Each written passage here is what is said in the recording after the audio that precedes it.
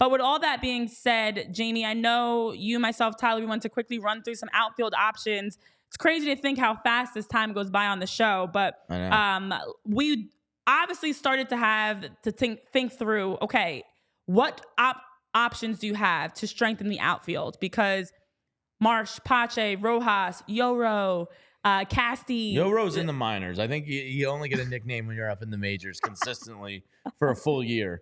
Your boy Yoro is going to start the year in the minors. You can still get a nickname. Just, yeah. I guess. I don't know. I don't know the rules of nicknames, but we've talked about the outfield. The outfield needs to be strengthened. So, Jamie, start us off with two guys that you think would be absolute great additions to the Phillies outfield. Yeah, so like when I originally gave this list, I was kind of thinking of guys that could play left field, because now that Kyle Schwarber's in his natural place of DH, it's a great spot for him to be.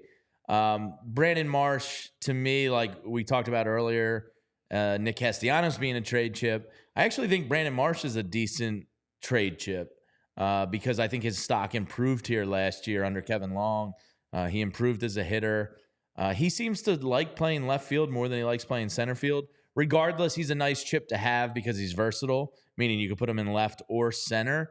I would prefer to have him and Pache as the everyday center field platoon. Okay. And with Pache, by platoon, I mean once or twice a week at most.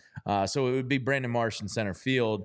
That could open up left field. Or if you move Nick, it could open up right field. So you're kind of looking at these corner outfield positions. So I originally started thinking like Teoscar Hernandez is a guy, and I know Tyler's cringing because he has a high strikeout rate.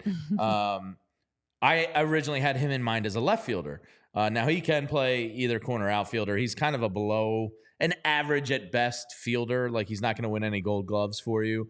But he was in Seattle this past year, kind of had a slow start. But post-June, he put up really strong numbers, 26 home runs, and ended up with 93 RBIs over the year, played 160 games, so he's durable in that regard.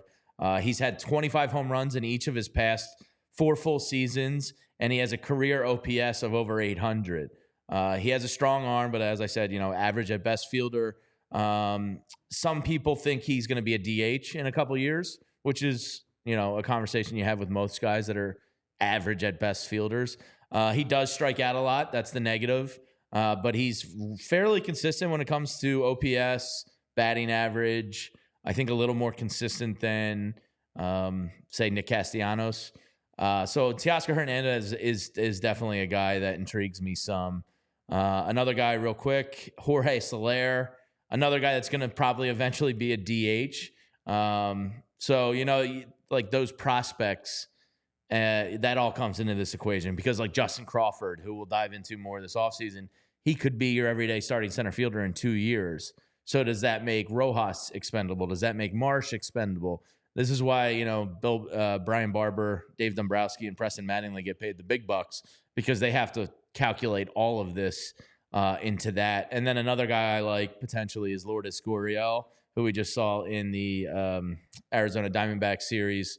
Here's a couple stats on him. 261, 309, 463, split 24 home runs, 82 RBIs last year. Now, he's the opposite of Teoscar Hernandez, where he has a very low strikeout rate. Struck out only just over 100 times last year, and he's pretty consistent when it comes to home and road. So if you're looking for like a consistent upgrade, and Nick Castellanos is the guy to move on, Gurriel is consistent. So those are 3 guys that kind of jump off the free agent list to me.